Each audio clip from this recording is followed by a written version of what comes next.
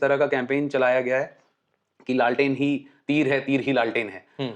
जिन seats पर NDA की तरफ से बीजेपी कंटेस्ट कर रही है वहां पर ये नारा चलना कि तीर ही लालटेन है, लालटेन ही तीर है। तो मतलब जो बिहारी ब्रदर्स जो है जेडीयू और आरजेडी, वो सत्ता कहीं ना कहीं चाहते हैं कि हमारे हाथ में रहे। और हमने देखा है 2020 में जिस तरीके से जेडीयू को कट साइज करने के लिए ये कहा जा सकता है कि बीजेपी ने ही चिराग पासवान को भेजा था। और उन्होंने जेडीयू को जिस तरीके से हार्म किया और वो 43 सीट्स पर आ गए, तो उसका कहीं ना कहीं ये एक तरीके से स्वीट रिवेंज जेडीयू लेगी वापस, स्वीट रिवेंज लेती हुई जेडीयू दिख सकती है। तो कई जगह ये बताया गया है कि जब से सीट शेयरिंग हुआ था एनडीए में, तो जेडीयू काफी नाराज था उसको सीट शेयरिंग को लेके।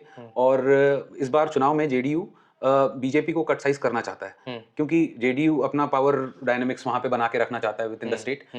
वो बिग ब्रदर बनना चाहता है इन द स्टेट, नॉट कि भाई बीजेपी ज्यादा नंबर ऑफ सीट्स लेके मुझे डिक्टेट करे। तो उसको अपना वहां पे वैल्यू रखने के लिए, वैल्यू बनाए रखने के लिए ये जरूरी हो जाता है कि बीजेपी को कट साइज करे। तो ऐसी कई सीटों में सुनाई दिया है कि जहां गठबंधन के लिहाज से एनडीए में अगर बीजेपी चुनाव लड़ रही है, तो वहां पे जेडीयू का कैडर बीजेपी को सपोर्ट नहीं किया है। वहां पे इस तरह का कैंपेन चलाया गया है कि लालटेन ही तीर है, तीर ही लालटेन है। तो वहां पे माइक्रो फैक्टर्स, इस तरीके के फैक्टर्स वहां मिले। यस, तो कुछ सीटों में इस तरह का कैंपेन भी चला है जो कि जेडीयू वहां पे बीजेपी को कट साइज करने की कोशिश कर